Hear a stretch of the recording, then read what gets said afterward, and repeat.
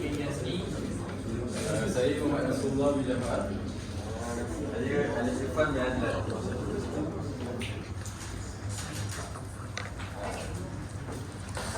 Yang pertama ialah pengenalan. Pengenalan teknologi telah memberi impak yang besar dalam bidang pendidikan dan pembelajaran. Ia telah mengubah cara pelajar dan telah memudahkan guru untuk mengakses berbagai sumber dan bahan. Terdapat berbagai cara teknologi digunakan dalam pendidikan, termasuk pertama adalah platform pembelajaran dalam talian. Ini membolehkan pelajar mengakses bahan khusus dan menyerahkan tugasan dalam talian. Mereka juga mungkin termasuk seperti kuliah, webinar dan forum dalam talian untuk melakukan perbincangan. Yang kedua, perisian pendidikan. Terdapat berbagai jenis aplikasi perisian yang direka untuk membantu pelajar-pelajar. Ini mungkin termasuk program untuk pembelajaran bahasa, aktiviti matematik dan simulasi sains interaktif. Yang ketiga, permainan pendidikan. Banyak permainan pendidikan kini tersedia dalam talian atau sebagai aplikasi mudah alim. Ini boleh digunakan untuk mengajar berbagai macam pelajaran dengan cara yang menyeronokkan dan menarik. Yang keempat, buku teks digital. Sekarang banyak sekolah kini menggunakan buku teks digital dan bukannya buku teks cetakan tradisional. Ini boleh diakses pada tablet atau peranti lain dan mungkin termasuk siri interaktif, video dan simulasi. Secara keseluruhannya, teknologi ini berpotensi menjadikan pembelajaran lebih interaktif, menarik dan cekap. Walau bagaimanapun adalah penting untuk mempertimbangkan isu seperti boleh capaian sesetengah pelajar kerana tidak semua pelajar mungkin mempunyai akses yang sama kepada kemudahan teknologi. Okey, seterusnya objektif kajian kami. Tujuan kajian ini adalah untuk mengukur tahap kefahaman umum tentang kelebihan teknologi dalam sistem pendidikan di Malaysia. Oleh itu, terdapat dua objektif kajian yang telah kami kenal pasti berdasarkan permasalahan kajian yang dibentangkan.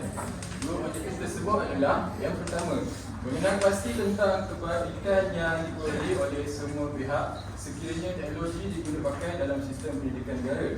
Dan yang kedua adalah mengkaji pendekatan penggunaan teknologi dapat memudahkan cara pengajaran dan pembelajaran di institusi pendidikan. Okey, seterusnya penyataan masalah. Teknologi memainkan peranan yang penting dalam sistem pendidikan pada masa kini. Akan tetapi, penggunaan teknologi dalam sistem pendidikan telah mendatangkan berbagai kesan kepada pelajar dan tenaga pengajar seperti ketika menjalani sesi kelas secara dalam talian. Antara masalah yang kita sering hadapi bila pelajar mempunyai masalah rangkaian internet ketika berlakunya kelas secara dalam talian. Yang kedua adalah tahap pertemuan pelajar. Ia berlaku bila terlibat dalam masalah rangkaian talian, rangkaian internet.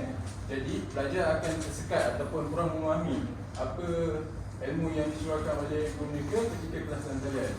Seterusnya, platform yang digunakan oleh tenaga pelajar. Dan seterusnya, penyediaan bahan pengajaran oleh tenaga pelajar. Dan terakhir, penggunaan peranti oleh pelajar ketika menjalani kelas secara dalam talian. Okey, yang ini kita orang ambil dalam kelas kerja. Metodologi ni kita ambil daripada soalan kaji sedik dan juga perpustakaan internet. Untuk soal kaji sedik, kajian yang dijalankan memberi fokus kepada punca berlakunya ketinggalan pelajar dalam pelajaran sama ada disebabkan oleh pelibatan teknologi ataupun sebaliknya. Oleh itu, bagi mendapatkan jawapan yang jelas daripada responden tentang kajian ini, soal selidik secara rawat telah dijalankan bertujuan untuk mencapai objektif kajian yang telah ditetapkan. Okey, kami mencari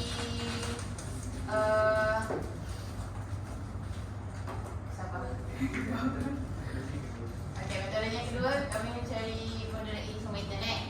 Melalui kajian ini, kami telah membuat carian melalui internet bagi mendapatkan maklumat tambahan tentang isu yang dikaji. Instrumen kajian utama yang diperoleh adalah berkaitan dengan peranan teknologi pendidikan di Malaysia dari aspek falsafah teknologi dan pendekatan falsafah pendidikan dalam membincangkan isu teknologi pendidikan terkini. Okey, ini adalah contoh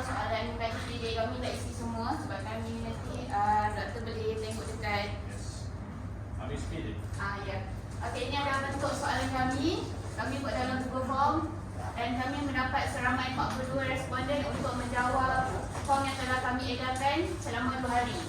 Okey, untuk soalan pertama adalah teknologi sebanyak 100% bersetuju bahawa teknologi dapat membantu dalam peningkatan sistem pendidikan. Okey, untuk soalan kedua, ramai juga bersetuju bahawa UTM mengambil berat tentang penggunaan teknologi dalam sistem pendidikan dan contoh ilustrasi ialah kebarangkalian beratusan pelajar UTM yang masih tidak mempunyai peranti untuk pengajian adalah kurang daripada 50%. Okay, seterusnya untuk poin dapatan kajian. Jadi daripada 20 soalan, dan saya ambil yang top 6 lah daripada soalan-soalan sebelum. Jadi yang pertama adalah teknologi banyak membantu dalam sistem pendidikan. Saya kira dalam kita buat assignment ataupun mencari maklumat.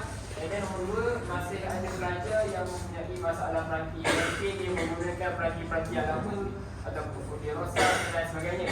Dan nombor 3, UTM banyak memanfaatkan teknologi dalam pendidikan.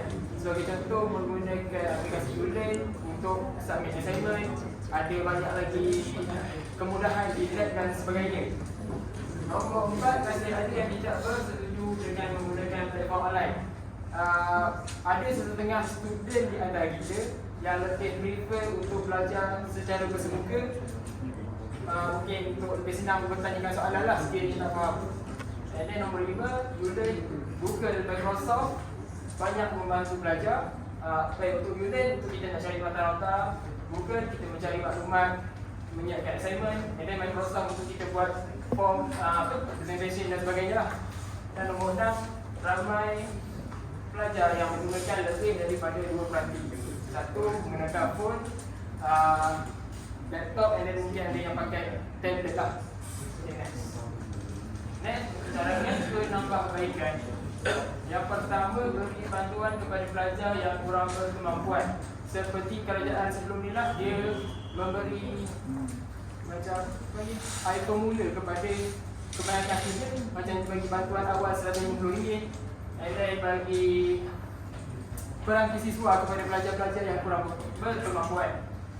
Nombor 2, menyediakan banyak fasiliti dan kemudahan ICT di fakulti.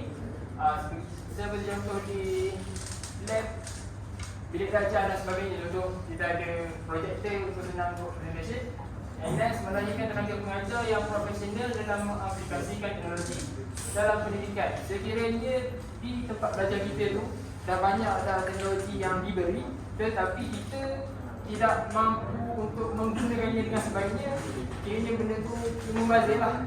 And then kita perlulah untuk melayani tenaga pengajar mungkin dengan membuat bengkel dan sebagainya.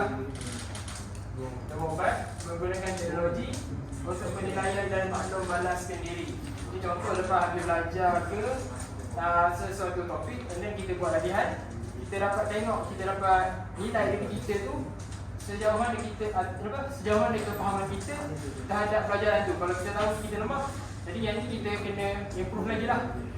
Dan yang terakhir, menyediakan akses kepada sumber digital. Jadi saya harap mungkin masa akan datang kita sebagai student ni dapat lebih banyak akses untuk menggunakan laman-laman web yang berkaitan dengan pelajaran lah.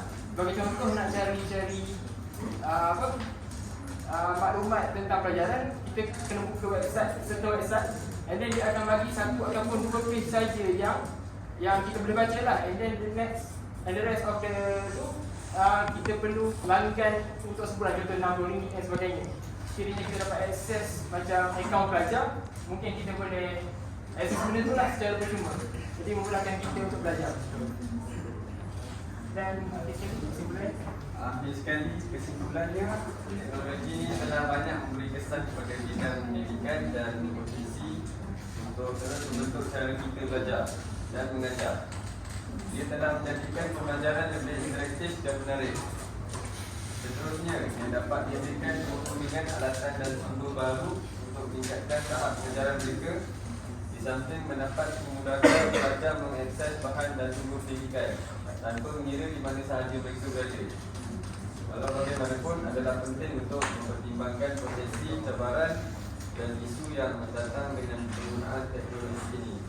Secara keseluruhannya, teknologi mempunyai kuasa untuk meningkatkan sistem pendidikan dan boleh menjadi aset berharga dalam bilik belajar. Okey, terima kasih. Siapa boleh tanya saya dan tak ada dia nak tanya. Ada nak tanya? Okey, itu di antara IPT ada manakah yang paling teknologi paling kita dapat selain U10 atau U10 nombor 1? Itulah.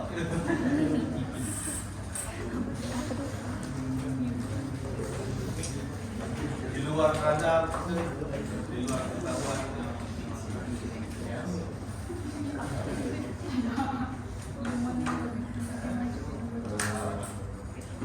Sebenarnya bagi saya lah kan.